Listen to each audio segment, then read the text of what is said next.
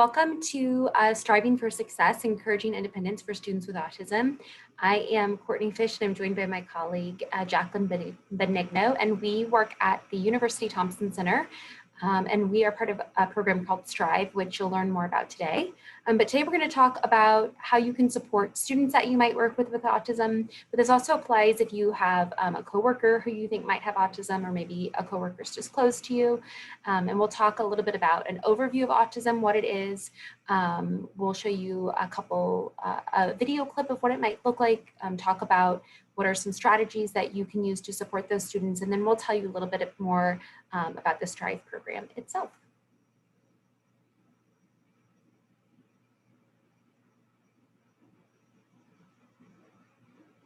So chances are that you probably know someone with autism, or you might personally be affected, have a family member that's impacted by autism, because it is becoming more and more prevalent. So autism is what we call a neurodevelopmental disorder, and that means it occurs at birth or early on in utero, and it affects about 1 in 54 individuals. That number goes up a little bit each year. This is an updated number. It was about 1 in 59. And the Missouri average tends to be a little bit higher than the national average. And they're looking at reasons for that, trying to take into account that we do have something like the Thompson Center here in Columbia. We also have autism centers in Kansas City and St. Louis. And so sometimes that just attracts families with autism to this area.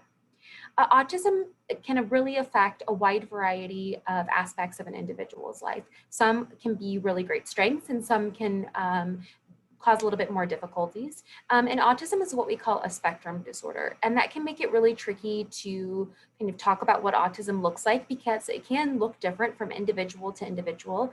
And it can also make it pretty tricky to diagnose. And so we call autism a spectrum disorder because someone can have symptoms that might be more severe, or someone could have symptoms that maybe you might not even notice at all. So things like intelligence, we have individuals with autism who have at or above average IQ. There's a small percentage of people with autism who we used to call like autistic savants, who are very gifted. And then we might have someone with autism who also has maybe an intellectual disability, and maybe they have below average IQ.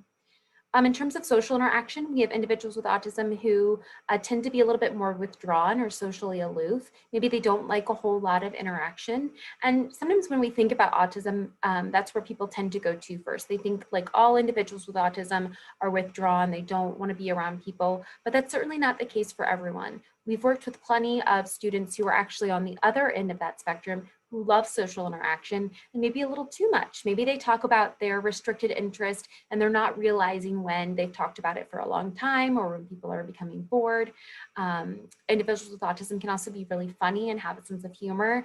And you might have interacted with students on campus and had fluent conversations with them and not even realize that they have a diagnosis.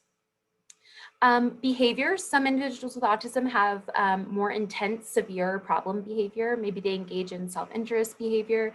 And then other individuals with autism might not have any problem behavior that's atypical than you and I. Sensory issues, some of our individuals might be what we call sensory seeking. So they love all of that sensory input. They love really loud sounds. Maybe they're people that listen to music on full blast with headphones in, or they listen to the TV really loud, or they love getting hugs or deep squeezes. Maybe they sleep with a weighted blanket, things like that.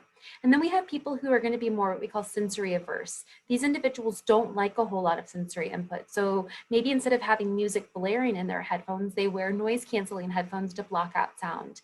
Maybe lights are sometimes, they're really sensitive to light, and maybe they're too bright.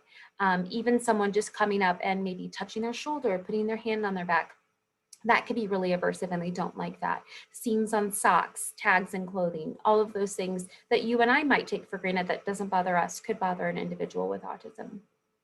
And then motor difficulties. So someone could have maybe a harder time with gross motor skills. So in little kids, we start to see this like even walking up and down stairs, or jumping or hopping on one foot. And then as individuals become older and become young adults, maybe they just kind of seem clumsy and uncoordinated, all the way to individuals not having really any difficulties with motor movements. Maybe they're really coordinated. Maybe they just have some issues with fine motor. So using things like pencil grips or wider grip pencils, things like that could be really helpful. So when we think about autism, as we've talked about, it's this neurodevelopmental disorder. It can affect a variety of parts in a person's brain. It can affect their ability to learn. It can affect emotional regulation, their what we call executive functioning skills. And we'll talk more about that in a little bit. And the way that we diagnose autism is we look at two different domains. So there's this big book that we call the Diagnostic and Statistical Manual, and it's just the big book of all the disorders that doctors can diagnose. And so there's going to be criteria in this book that individuals have to meet.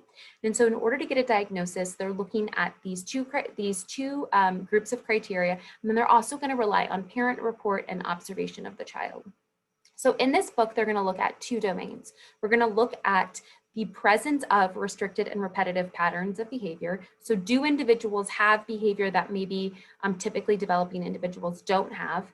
And they're going to look for the absence of social and communication skills and those social interaction skills. And so by looking at both of these areas, observing the child and then relying on parent report, that's how we actually give a diagnosis of autism.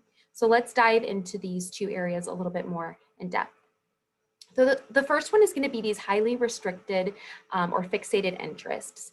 And this goes beyond just our kind of preferences that we have. If I asked you guys, like, what are some of your favorite topics or some of your favorite things that you love to do, we probably all have something that we would identify. You probably also have routines that you do every day. When you drove to work today, you probably took the same route that you always take. Or maybe when you go home and you have dinner, you have like a certain cup that you always use. Those things are typical, right? You and I have all of those things. And what we're talking about here goes beyond that. This is going to be more than just an insistence on sameness and a need for a routine. It's going to be where if I don't meet those things, maybe it causes a meltdown. Maybe I can't move past it. If I'm on my way home and there's traffic and I have to take a detour, it might be annoying, I might get frustrated, but I can move on. Sometimes our individuals with autism, if they have a slight change like that, it could really throw off their whole day. Maybe they become really anxious about that. Maybe they perseverate on it and they have a hard time moving on. Our individuals can also tend to fixate on certain things. It can be a topic, it can be something odd that you and I might not have. I worked with an individual once who really loved vacuums, and you don't really expect typically developing people to have that interest. But what better way to kind of focus on that interest than thinking about, okay, what could he do job-wise related to that interest? And we'll talk more about that here in a minute. Our individuals sometimes also have a limited scope of interest. So they might have things that are odd that they're interested in, and they might be very narrow or not a whole lot of things that they're interested in. And so getting them to talk about different topics or explore new ideas can be challenging sometimes.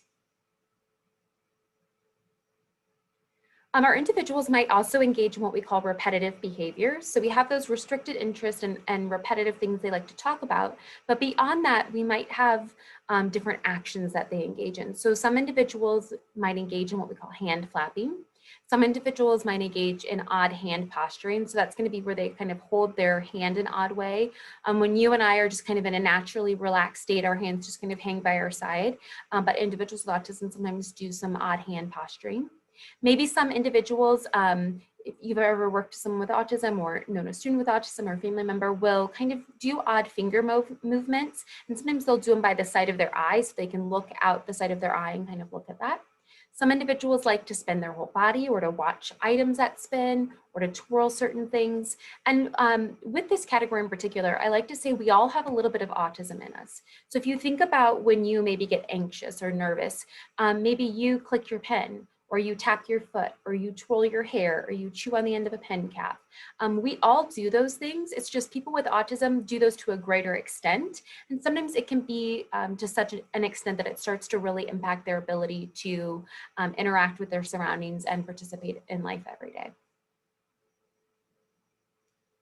We talked a little bit about sensory when we were just talking about the spectrum of autism, but again, things that might be averse that are tactile. And if you think about campus and going to class, if I have autism and I have to sit in a lecture class with, maybe 200 students, that could be really averse to me. So thinking about how we can support our students, and Jaclyn will talk more about this in a little bit, but how can we set up the environment so that our students who might have these sensory differences can feel comfortable learning on campus? Thinking about sounds, even something as simple as the first Wednesday of the month when the tornado sirens go off. If you've ever been on campus, it can be pretty loud depending on what part of campus you're in. And so how can we make that more pleasant? How can we help individuals maybe coming into Columbia and attending MU for the first time know that this is something that they can expect, so that they're not kind of thrown off guard that this is happening. And even things like lighting in the classroom, seating individuals close to each other, things like that. So that was kind of the restricted repetitive behaviors. And now let's talk a little bit about those social communication differences. So one thing that individuals with autism have a hard time with sometimes is those social communication skills, and in particular, what we call social reciprocity. Sometimes individuals with autism are really good at answering questions. So if you say like, what's your name? How was your weekend? What's your favorite thing to do? They can answer those. And depending on the individual, many of them, especially if they're on the college track, can answer those fluently. But it's that back and forth conversation that they can really struggle with sometimes. So if I say, how was your weekend? I want you to tell me about your weekend, and that's great. But then I also want you to return the favor and say like, how was your weekend? Because that's what truly makes a conversation. And sometimes our individuals that don't have that skill have a really hard time developing peer relationships. Imagine what you would think if you were constantly asking someone questions about themselves and they were just talking about themselves and they never asked you in return. That makes it kind of feel not great, right? Like it feels like a one-sided friendship or a one-sided relationship. So it's really important to teach those skills with individuals that we know. Also sharing interests. So again, we'll take a look at this of a clip here in a second, but not just talking about your fixated interests, like realizing people have different interests than yourself. And so how can you incorporate and make sure you're not just fixated on one item? And then initiating and responding to others. So I want you to ask me how my weekend was after I've asked you, but also initiate that conversation. Don't make me always have to ask you first. Initiate and reach out and ask me questions or start that conversation without always relying on me to do it. Our individuals can sometimes also struggle with nonverbal communication. So things like making eye contact. I've worked with individuals where it seems like it's almost physically painful for them to make eye contact with you, right? Like they would rather look anywhere else than at your eyes. And that can become easier with practice. Also, the more you get to know someone, the more comfortable that feels. But also really thinking about what is the point of eye contact. And sometimes we focus a lot on that. And it is an important skill, but we don't need to put so much weight on that if it's truly a barrier for our individuals. People can be really successful in college, they can be really successful in employment and not have the best eye contact. So I would rather work on conversational skills, making sure individuals have great time management and planning and emotional regulation than necessarily eye contact. Thinking about gestures and body language, how do you know when maybe you need to move on to a different topic? Are people yawning? Are they looking bored? Are they kind of looking around and turning away? What does their facial expression say? This can be really hard with things like sarcasm and humor. You know, all of you have been around students and sarcasm can be huge, right? Or tone of voice. So if somebody says like, how are you today? And I'm like, I'm fine. Like I'm telling you the words, I'm saying I'm fine, but my tone of voice is signaling that I'm clearly not fine, right? And so that can be hard though for our individuals with autism to pick up. Sometimes individuals with autism also have a hard time understanding social relationships. So really identifying like what's true friendship, what's just maybe acquaintances, what's a teacher-student relationship look like, and knowing what the boundaries of that can be. We worked with a student one year who had a hard time really figuring out what his relationship with like the graduate assistant would be, because that can be tricky, right? They tend to be your age and they can be really friendly, but recognizing like they're not a peer, they're someone that is helping the teacher out. And so that can be really hard to decipher those relationships and teaching individuals how they can do that. Also, perspective taking is key, realizing that, you know, I might have a point of view and I might think something, but someone else might not share that same thinking. And we'll talk about theory of mind here in a minute, but really being able to put yourself in someone else's shoes. So things like, you know, if you're constantly late to class, what might that signal to someone else? Even if you have a really good excuse, maybe you were sick, maybe you overslept, Maybe you know, have this really great excuse, but other people might see it as like, oh, you're lazy. You just don't care. You don't respect the professor's time. And so that idea of how do my actions reflect on other people? And just because my intentions are good, that doesn't mean that, you know, my intentions will translate to other people's perceptions. Understanding emotions of themselves and others. A classic one for this that we see is when you're having really difficult conversations with individuals, sometimes they will laugh or smile. It's the idea too, if you've ever like been at a funeral or been in a really serious conversation and you get the giggles. Sometimes it's just like our body's natural response because we feel so awkward or uncomfortable, and we do that behavior. And so teaching individuals like, this is what you can do when you feel uncomfortable. This is how you can control your emotions. Also, like if you get a bad grade or you fail a test or you have an, you know, maybe a not so great interaction with the peer, like how can you move on from that and not allow that to ruin your entire day? Social awareness too is huge, especially with COVID going on and new restrictions, making sure that we think about things like body space and getting too close to someone, going back to social relationships, like who is it okay, thinking pre-COVID times, right? Like who can I hug even, like who can I go up to and say like, hey, good to see you, and I might give them a hug, versus who wouldn't be someone that I would go up and hug with? What's an appropriate distance to stand from somebody? You know, can you hang out with certain groups of people outside of school? Recognizing, again, going back to that graduate assistance example, like you probably wouldn't hang out with them outside of school if they are grading papers or, you know, taking part in giving you a grade. That wouldn't be an appropriate relationship. And so helping our students to understand that. And then again, that abstract language and humor and sarcasm that we talked about can be tricky. So we always say like, say what you mean what you say, be very clear. And then as you get to know the person, then you can kind of expand on the way that you talk and really take your cues from them. We've worked with people who have a great sense of humor, who use sarcasm all the time, and we can use it back and they understand what that means. And then we've also worked with people who are very straightforward, very analytical. And when you use sarcasm, they don't understand what that means. And so that's a good check-in for us who might be typically developing like, oh yeah, hey, maybe with this person, I need to be really clear and direct in my communication. So let's take a look at this clip. If you haven't seen the movie Adam, I highly recommend that you watch it. And Adam is a young adult who has autism. In this clip, he's sitting on the front steps of his apartment building looking at his laptop, and Adam's restricted interest is going to be space. And there's a new woman moving into his building, and I want you to watch this, and then we will talk a little bit about the interactions that you see.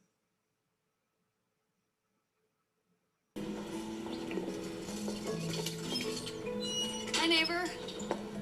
There are new images of Saturn from the Cassini project.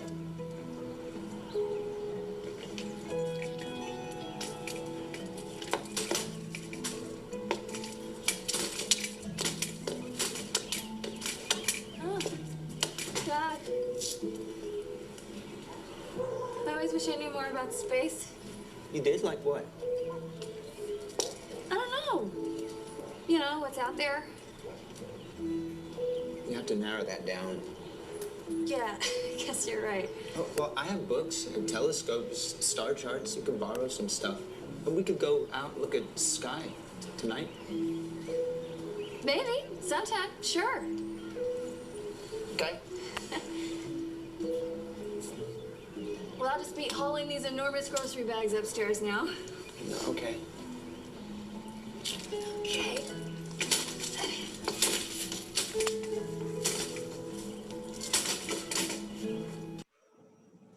All right, I love this example of Adam. So a couple of things that you might notice. First of all, right off the bat, she says, hey neighbor, and instead of him responding with what we call like a social norm or a social nicety, he launches right into his restricted interest, which is space. And that is what we call unexpected behavior. When we talk about behavior of individuals with autism, we really like to use the words expected and unexpected versus appropriate and inappropriate. And that's for a couple reasons. One, appropriate and inappropriate can have positive and negative associations with them. And sometimes what we would deem maybe inappropriate social behavior in public is perfectly appropriate behavior when you're by yourself or with a group of people that you know. And so we really like to talk about it in terms of expected and unexpected. So his behavior was definitely unexpected. You can tell that his restricted interest is space. She comes over and starts to talk to him. Also, Adam is a very literal thinker. And so he says, maybe we can go look at the stars tonight. And she's like, yeah, maybe sometime, sure. And you and I can pick up on that, like, oh, she's just being nice. Like he's, wanting to go look at something and maybe one day she'll like actually go look at the stars with him. But because she ended the conversation on sure, and he said, we can go look at the stars tonight, Adam assumes that they actually have a date later that night, and he's pretty bummed when she doesn't show up. And so again, that importance of like being very concrete and literal with what we say. Also, when she's getting ready to pull her groceries up the stairs, and she gives him the hint, I guess I'll just be hauling these enormous grocery bags up, right? You can see she's struggling. You and I might pick up on the fact like, oh, that means she needs help with the groceries. And we would say like, oh my gosh, let me help you with that. Or can I give you a hand? But Adam isn't picking up on those like super subtle cues, right? So she needs to be a lot more direct. And because she wasn't, he kind of seems like a jerk, right? Like she's hauling these groceries up and she even bumps into him and he like looks annoyed. And so she probably thinks like, wow, he can't even help me with my groceries. But really, if she said like, hey, do you mind giving me a hand? He probably would have done it. And so again, if you haven't watched this movie, I highly encourage you to. Sometimes movies about autism can seem a little fake or exaggerated, but we've seen these types of examples play out in real life over and over again, especially with young adults and even students on campus. So this can be kind of a good starting point if you haven't had a whole lot of interaction with young adults. So a few other communication challenges that we notice. We've talked about this, talking excessively about their special interests, getting stuck on one idea. So really not knowing when to move on, that decreased abstract language. Inappropriate social remarks can be fairly common too. It's, that lack of filter. So they think it and out it comes. I worked with a young adult once who I had gotten my hair cut over the weekend. And so I came into class. And he usually was that person who has that one-way conversation, right? So like you ask him about his weekend and he'll spend 10 minutes telling you about your weekend, but he won't really ask about yours or notice anything. And so I was really happy. I was like, okay, he's noticing something's different. We're going to talk about it. And he said, did you get your hair cut? And the expected behavior when someone says, did you get your hair cut? We're expecting their response to be like, oh, it looks good. I like it. It looks different, something that's nice and maybe complimentary. So, he said, did you get your hair cut? And I was like, yes, I did. Thank you. He's going to compliment me. And he looks at me and he's like, oh, and then he turns and he walks away. And if I didn't know he had autism, I might think like, wow, what a jerk. Or man, he must not like my haircut. I might be offended, right? My feelings might get hurt, especially if I'm his peer. That could be kind of awkward. But he wasn't placing a value judgment on my haircut. Again, he was very straightforward. He wanted to know something looked different about me. He wanted to know information. He asked if I got a haircut. I answered. And for him, that was all that he needed. That was enough information. And so making sure that we explain to individuals these social norms that we take for granted. There's something, lots of things like these that we kind of take for granted that you and I know, that we assume other people know, but individuals with autism might kind of struggle with it. And so making sure that we teach these behaviors, or if something like this happens and you have an awkward moment, it's okay to give feedback. Sometimes we are afraid to give feedback because we don't want to hurt somebody's feelings or make them feel bad, but there's a way to do it that you can be direct and kind about it. And it's so important to give that feedback, because if you don't, someone might never give them that feedback and they won't know to do anything differently. And we're really doing our students a disservice when we do that. And so I just pulled them aside later and said like, hey, just so you know, I'm totally not mad, it's fine. But in the future, like if you ask someone if something about them has changed or you notice a difference, usually if they say yes, it's good to say like these things. I like it. Oh, it looks different, nice haircut. Or if you say like, is that a new shirt? or what did you do this weekend? Like people are expecting these niceties after. And so just having those simple conversations can be really helpful. Understanding emotions, we talked a little bit about this already, but again, helping our students have a way to express their own emotions and being open and receptive to hearing that feedback. Sometimes students will become very anxious. We've worked with a lot of students who maybe they bomb a test or they don't turn in a couple homework assignments, and then they see their points and their grades start to get lower, and then that causes more anxiety. And instead of taking action and problem solving and having conversations and processing these emotions, they just kind of shut down. And then if you just shut down and you don't kind of face the problem head on and your grade keeps getting lower, you can see how that snowballs and how some of our students end up having to withdraw or drop classes. And we don't want that to happen. We want to be really proactive. And so teaching our individuals, like, it's okay if you feel stressed. It's okay if you feel anxious. It's okay if you're struggling with something, but we need to talk about that and we need to communicate that, and we can help you figure out how to regulate those emotions. And sometimes faking emotions is really hard for individuals, you know, like putting on a happy face even when you're not. Sometimes you might not be happy and you have to give a presentation for class, or maybe you're not super happy and you have to do a job interview. Like, can you just get through this situation and do it professionally and do it with expected behavior, instead of just kind of like maybe having a meltdown or you know, not giving your best foot forward, and then that can have consequences in the long run. Let's take another look at a video clip. This is going to be from The Big Bang, if any of you have seen it, Sheldon. And I want you to watch this and then we'll talk about what you see. And when we go in there, let's show Rosh that we're happy for him. But I'm not. Well, then fake it. Look at me. I could be grinding on the fact that without my stabilizing telescope mount, he never would have found that stupid little clump of cosmic schmutz. But I'm bigger than that. Fine. What do you want me to do? Smile.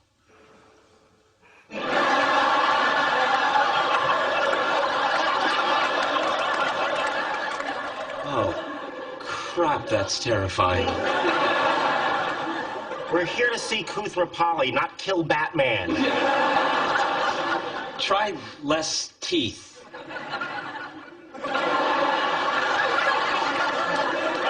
Close enough, come on. Hey, Raj. Hey, guys, what's up? We just wanted to invite you out to dinner tonight. Let's celebrate your 30 under 30 thing. Right, Sheldon?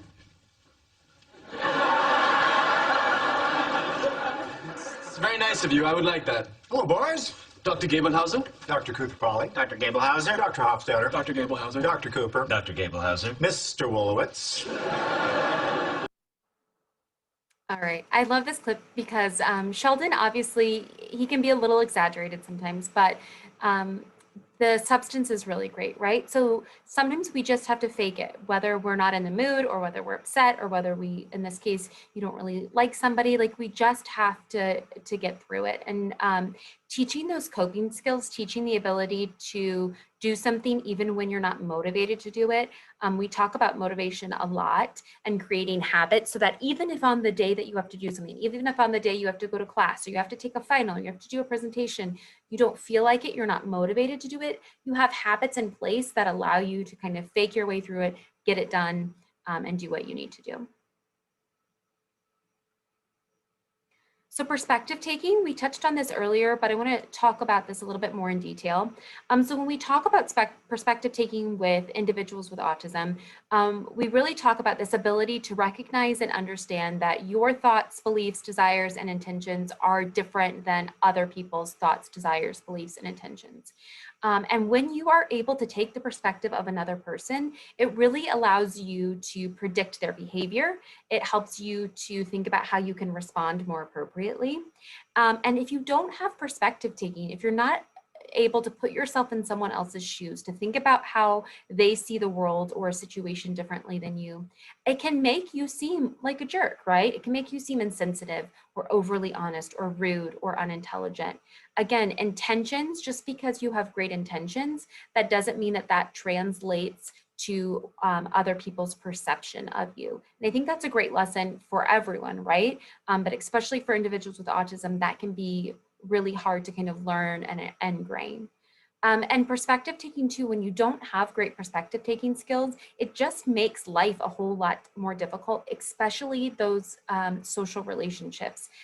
Having peers, especially in college, if a lot of our college students one day want to go on and have partners and relationships and families, and if you don't have perspective taking, if you don't have those skills, developing those relationships are going to be very difficult in the long run as well. Let's take a look at one more clip from The Office. This is probably one of my favorite clips, and then we'll talk about it. It is crucial that you listen, Dwight. Also, you want to respect their... Are you listening now? Yes. Okay, well, you have to show us. That's impossible. Listening happens in the ear and in the brain. I mean, some organisms have external hairs that vibrate to indicate auditory stimulation, but unfortunately, our external hairs don't vibrate at all. Uh-huh. Uh-huh. What are you doing? A little smile and a nod shows that I hear you. Got it? Kind of. Nellie, why don't you tell Dwight what we were doing earlier today, and Dwight, you show us that you're listening. Well, we were in the warehouse where we were discussing the mural that I've commissioned Pam to paint there. We were talking about the colour schemes and the major themes we want to hit. Children of the world coming together, cutting down trees to make paper, but not in a child laboury way. It's just up and down.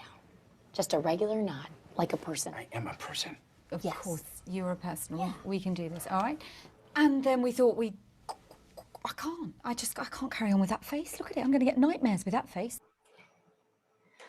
All right, this clip gets me every time. It's really hard sometimes to teach appropriate social skills. Even with the Sheldon clip and the smiling, with these nonverbal social cues that signal to other people that we're listening, that we're paying attention, that we understand them. Think about having to teach someone like how you do that, right?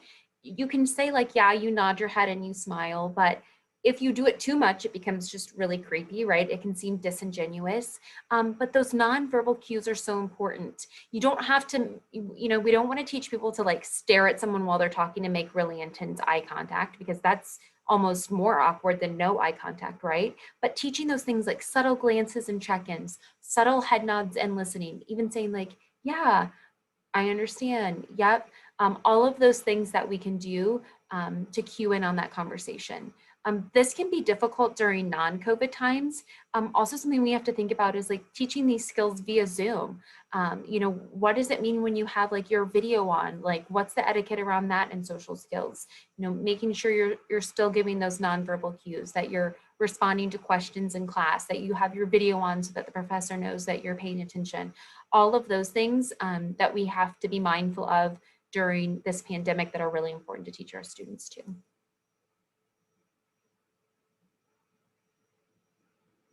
So we've talked a lot about today in the differences of individuals with autism, or what we kind of in the diagnostic world called deficits.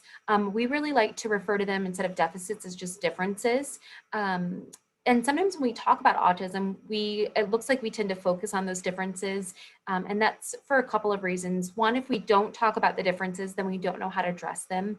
And two, unfortunately, in order to get a diagnosis, in order to receive services and help and things like that, we have to talk about areas where an individual might struggle with, but that doesn't mean they don't have a lot of great strengths and skills that can go along with that.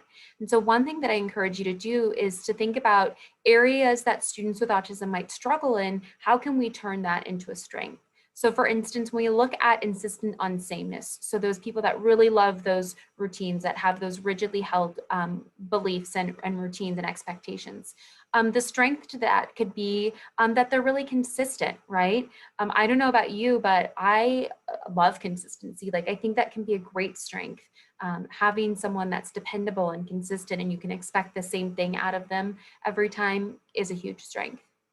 Someone who maybe has those obsessive interests, looking at as a strength, like they're just highly intelligent. If any of you have seen The Good Doctor, I don't know about you, but if I have to go in and have surgery, I'd love to have a surgeon who their obsessive interest is medicine, right? Because that means they're going to have a lot of knowledge in that area. That means they're going to be at the top of their field. When you look at people who are engineers, for example, and they love math and science, they're going to be probably the best in their field. The individual that I worked with who loved vacuums, I bet he vacuums better than any of us could vacuum here, right? And so thinking kind of out of the box about how we can turn those obsessive interests or those odd interests into strengths. The other one, ritualized patterns of behavior.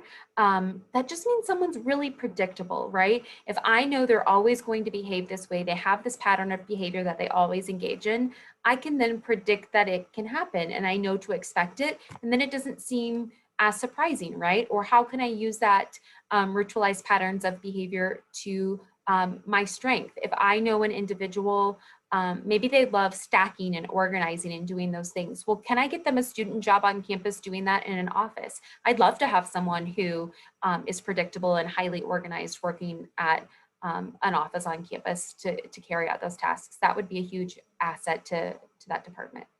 And then lack of understanding of social skills. One way that you can think about that is that they just really take people at face value. You know, being really honest and kind of not having that filter, sometimes it can backfire, but also you know that like what they say is the truth. And so when they give compliments, that they really mean it. When they say that you're doing a good job or something like that, they really mean it. And in jobs and on, you know, being on campus where honesty is highly valued, or if you're in a class and maybe you're a professor and you're looking for feedback on something, you know, getting that actual feedback that you know is going to be accurate, that's going to be honest, can be really helpful and valuable. Some more skills and strengths that we see in our individuals, thinking about things like they can be really great at attention to detail, that dependability that we talked about. They can be really loyal, logical, that can, you know, be helpful in a ton of different majors on campus, thinking about those logical or analytical skills. The ability to focus and kind of hone in on certain things. Thinking out of the box. Some of our individuals are really creative. So you maybe have people with autism who tend to be more logical and analytical on one end, and then you have people who are really creative and artistic and come up with things that you and I might never even think to create or come up with. Imaginative, this idea of diversity and neurodiversity, right? So sometimes when we talk about diversity and inclusion, we think about ethnicity or race or gender specific diversity, but this idea of neurodiversity is also important, right? Including people who don't think the way that you and I think. They can be really gifted, they can be likable, and again, that non-judgmental component as well. So why do we talk about autism? Why are all of these things important to think about with young adults in particular? And it's so important because we know about 50,000 children with autism turn 18 every year. So about 50,000 individuals are going to be transitioning from high school to some type of post-secondary education or post-secondary employment. And they're going to be entering our college campuses, or they're going to be entering into the workforce. And it's important that we understand how they think, how they behave, and how we can really utilize their strengths and skills to benefit not only our college, but our community at a whole as well. So autism and transition, there's lots of great things that individuals can do. We went over the skills and strength, but one thing that doesn't look so great about autism and transition is the outcomes reported. And that has a lot to do with us as society and us as professionals and providers, and not necessarily the individuals themselves. So we don't always do a great job of utilizing this strengths-based perspective as professionals. Sometimes we do tend to focus more on those deficits. When we think about employment, which ties in so closely to education, and sometimes people forget that. The whole point of going to college is to get a degree, which will then get you employment, right? And so making sure that we're offering our students the opportunity to earn those job skills. We have students every year who graduate college who don't have experience in the field that they have a degree in. And if I already struggle with social and communication skills, and maybe I have some of those restricted and repetitive behavior, and I don't have a whole lot of job experience, I'm going to have a tough time getting that experience or even landing a job, especially when I'm competing against maybe hundreds or thousands of my typically developing peers. And so making sure we're offering those experiences, those job shadows, those student positions to individuals who are neurodiverse on our campus. We know about 50 to 75% of individuals with autism are unemployed. And if that number were applied to the general population, we would be outraged, right? Like that would not be okay. We would be crying out for help and saying this is wrong. And yet for many years, this number has existed, and it's somehow become kind of accepted in this community, like, oh, individuals with autism, they don't need to work, or in some cases we even hear like they can't work. And that is certainly not the case.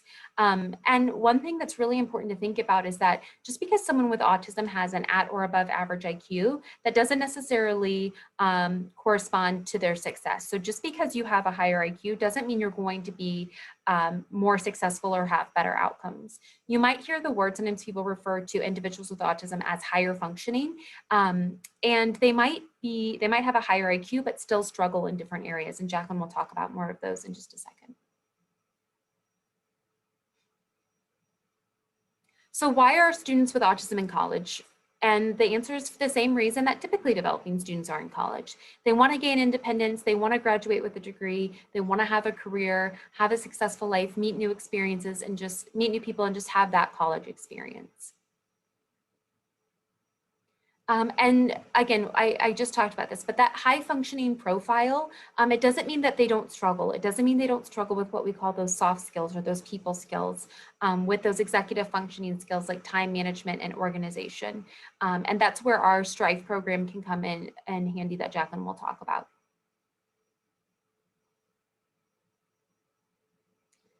So we've talked about what autism is, what it means, what the characteristics are, all of their skills and strengths. And so now I'm going to turn it over to Jaclyn, where she's going to talk about how we can apply those on the college campus, and then how Strive fits in with that piece. Thank you, Courtney, for sharing all that information about autism, because as we know, better understanding autism allows us to work better with individuals with autism. And so although understanding autism is a huge step in the right direction, we also have some tips for you to support students with autism. And it's important to know that there's been a lot of studies lately showing that more individuals are going to college and to further education. But although those numbers are increasing, the number of students graduating isn't at the same rate as their peers. So supporting the student once they get to college is super important to ensure that they actually graduate with that diploma, because that's really why they're there. When we think about accommodations, there are several accommodations that are going to come automatically when they register with the disability office. But to register with the disability office, the individual does have to disclose that they have a disability. And sometimes individuals are really hesitant to do that. So you may have individuals in your class that you think might be on the spectrum, but they're not disclosing that they have accommodations or that they have a disability. And so when you pick up on some of those social differences, there's ways that you can support individuals in your class that are super easy, and you don't necessarily have to discuss a specific diagnosis. So we talk about priority seating. So think about what Courtney said about, what are their sensory issues? Can you move them a little bit closer? Or when you're on Zoom, can they log in a little bit up ahead of time or stay after for a few minutes. These types of things can be small accommodations that really allow individuals to have a bit more support. You can also record lectures or have a note taker in class, which would probably be assigned by the disability office. You can also allow access to presentations or instructor notes so that during class, the individual is really focusing on just listening, and knowing that notes will be later provided can be super helpful. The disability office also offers extended time on exams. There's different environment with reduced distractions for an exam. So maybe they don't need extended time, but just being in a different area would be super helpful, or away from other students because of that easy distraction. And also allowing individuals to use a computer. We know that some individuals have difficulty with dexterity with handwriting, like Courtney mentioned, with their grip sometimes. So being able to use a computer may allow them to better take notes and focus during class without that anxiety of having to write everything down. They also might need assistance in group work, and I'll talk a little bit about later about how you can provide those accommodations. When we think about interaction, we have a few tools that you can use to support interactions, both with you and with peers. So first off, you really want to build rapport and establish trust to decrease conflict. Knowing that the student can come and talk to you if something comes up is essential in allowing the student to feel supported.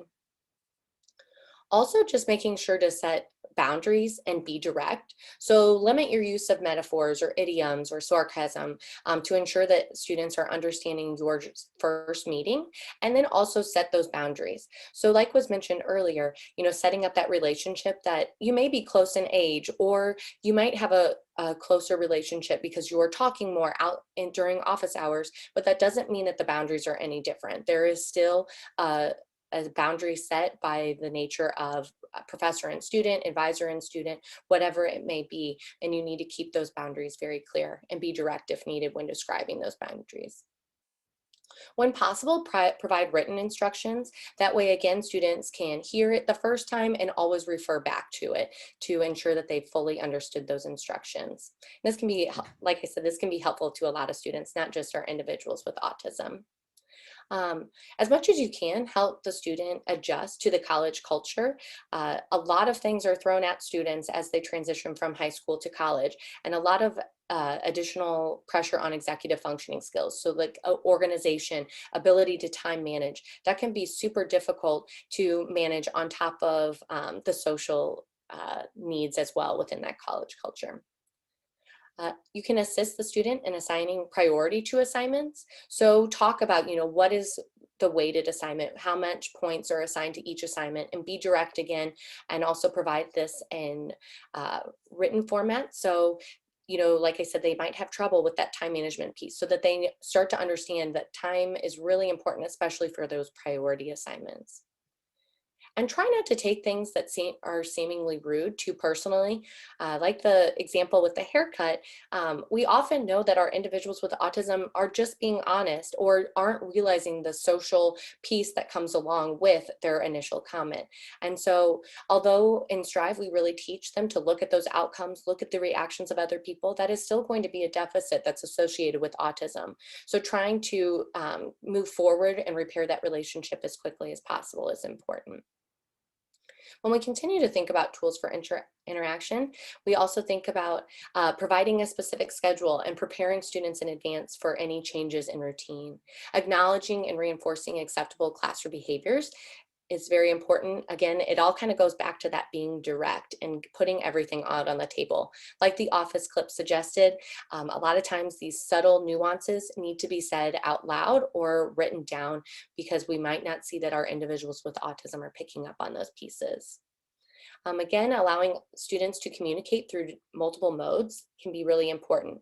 They may feel super uncomfortable communicating in one way versus another. So allow for face-to-face or email connections to allow that rapport to be built without putting too much stress. Always give specific and detailed feedback, both if you notice something going on socially, but also specifically when we come to assignments and exams. That literal nature is really strong when it comes to that feedback, so being as clear as possible is important.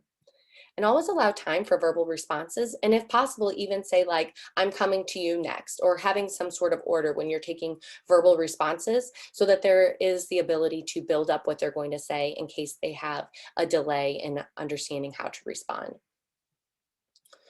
In Strive, we use this phrase a lot, how can you problem solve? And overall, we just want to build independence when we say this.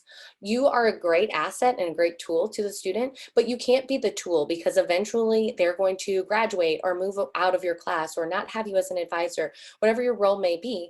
Eventually that is not going to be there. So you really want to build up the student to be able to problem solve on their own. So when you notice students asking you questions that you know are answered in the syllabus, don't feel bad in saying like, how can you problem solve? Where can you find that information? Because on the job site or when they move into their career, it wouldn't be appropriate for the student to continue to go to their boss. In fact, that can be really upsetting and bothersome to the boss on the job site or at the career, and it can cause tension. So having them use their tools, use that syllabus, turn to the peer next to them, email a peer in the class can be super helpful instead of going directly to the figure at the top of the class, like the professor. So saying how can you problem solve, where can you find that information, builds that independence with problem solving. You may notice some unexpected behavior within your classes, and make sure when you're responding to these behaviors, try to sort through the details and understand the student's perspective as much as possible, and clarify what the intention was of the student to ensure that you're responding as needed. Always assume that the student did the best they could with the information that they had. That allows you to go in with a clear head and being able to take a look at the situation from all perspectives. Always search for that missing information, because of course you might not be hearing all sides of the story. So if you need to get more information, it would be great if you could take the time to do that. And then when you are responding, being consistent and specific is super important, so they know what to expect when an unexpected behavior is done again in the future. Providing feedback is super important. Like Courtney mentioned with the haircut example, later she did say like, my feelings aren't hurt, but I want you to know in the future that that was an unexpected response. Being direct but kind is great to provide that feedback.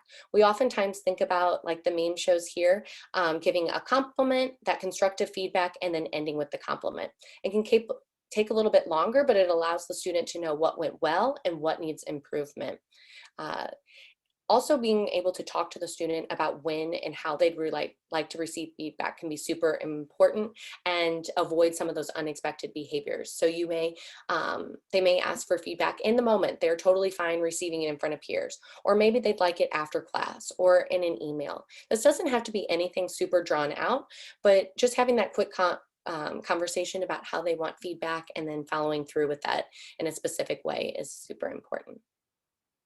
When we think about theory of mind, basically this all hinges on the perspectives of others. And when we think about theory of mind, we say that it's the ability to understand that other people have beliefs, desires, intentions, and perspectives that are different from our own. And as much as possible, help students understand the perspectives of others. They're not all coming with the exact same state of mind, so being able to think as others are thinking is really important. For example, if a student arrives 15 minutes late to class, you might be judging, or the peers might be judging, that they just don't care and don't want to be in class. Whereas the reality might be the student might just be sleeping through their alarm and they're having trouble getting up on time.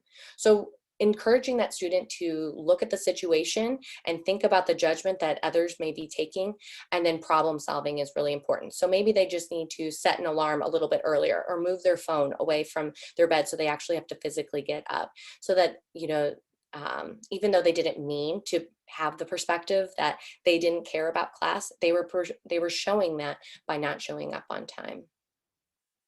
When we think about class, we see group work, group discussion, and other distractions can come up. So when we're thinking about group work, ways that you can really make sure that individuals are not hitting as many challenging, so they may struggle to build rapport with the team. They may be rigid or inflexible. So assigning group members and roles is important. Again, clarifying expectations. So again, that direct, specific information, you'll keep seeing that over and over again. You also want to monitor the group interactions and mediate as necessary, and consider offering an alternative approach. So is the group work the crux of the activity, or is it something that they could do on their own, and talk to the individual about, you know, what is super important. A lot of times group work is essential, and it will be essential later in their career. So getting these kinks out early is really helpful. You also may be setting up group discussions within your class, and you may notice that an individual is really not wanting to participate, or once they participate, they're monopolizing the conversation. So again, setting those clear, direct boundaries is important. Provide feedback on how things are going, and then prime other students in class to prompt if needed. Here's some other examples of how to respond to distractions, you know, taking a short break from the situation, setting clear boundaries, and ensuring that you're providing access to requested accommodations. That's super important, that you're making sure that the student is supported. Next up, we'll talk about Strive. I know we only have a couple of minutes. We will send these slides out to you so that you can look at this. But basically, Strive is our program here at Mizzou through the Thompson Center. It isn't a 4-credit course, but it does support students. And we really want this to be a way that we can support individuals with autism or similar deficits to be successful. And although it can be a Band-Aid if you notice a student is struggling, you can get them enrolled in Strive, but you can also be proactive. If a student discloses to you that they have autism, if you refer them to Strive, that could be a great way to transition from high school to college. Strive is going to be a 2-semester program that involves direct instruction, peer mentoring, and employment experiences. So we talk a lot about career exploration, goal setting, social skills, how to actually build up those employment skills such as resumes and interviews. Again, problem solving is going to be a huge piece of Strive, because a lot of independence really falls on that problem solving. And of course, self-monitoring to make sure that individuals are actually able to understand why their behavior was maybe unexpected and how to change it in the future. We also have paired up with different colleges and students at MU to provide a peer mentoring program. So it's great if I tell a student what to do, but oftentimes it's heard better when it's coming from a peer. So we really support that interaction with peers, and we hope for them to get 59 hours total throughout those 2 semesters with their peer mentor. We also have job shadowing and actual competitive employment on Mizzou's campus as part of the program, where they will get paid, which is really great. And if you do know of any employers that are looking to hire students or would like to be more inclusive in their hiring practices, either within the university system or outside, our emails will be at the end of this presentation. So it would be great if we could hear from you on that. We're always looking to include additional employers. We notice that Strive is working. You know, we have all of our individuals are employed, and they're reporting success after Strive. We're seeing them complete college. And those anecdotal pieces are really great, but we're also taking pre and post survey. And those results really indicate that they're better at self-determining. They're better at making their own decisions and increasing job-related skills. They have reduced levels of anxiety and reduced demonstrated autism symptomology. So we're seeing less of those, you know, outward things that may look a little different, and they're starting to be able to relate to their peers a bit more. We have several graphs that go ahead and show these pieces, but the big piece is that they're employed and that they are finishing their college experience, and they're feeling better supported, and they're feeling that they have a better attitude and understanding of what's expected within the campus culture. We also have a couple of resources here on the second to last slide that we would encourage you all to look at, because it can be a really big help if you would like to support your individuals in an additional way. We also have several other webinars offered through the Thompson Center. And if you'd like any further information about Strive or our webinars or anything we talked about today, our emails are here. And I know that we only have 1 more minute, but if you do have any questions, we can stay on for a minute to answer those. thank you all for coming today and discussing autism and how to support autism on our campus. Someone asked, is there a test that determines the degree of autism?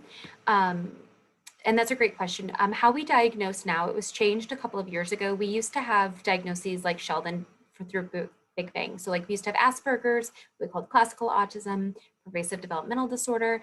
And when that changed, now we give level of supports. So that would be similar to what you're talking about. So you would have a level 1, 2, or 3, and that would just signal the amount of support that you would have.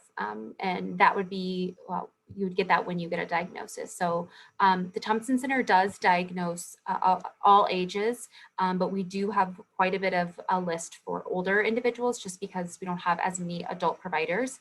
But Burrell here in Columbia can also do those. So if you have concerns about yourself or a family member, you can give them a call and let them know that you would like to receive an assessment.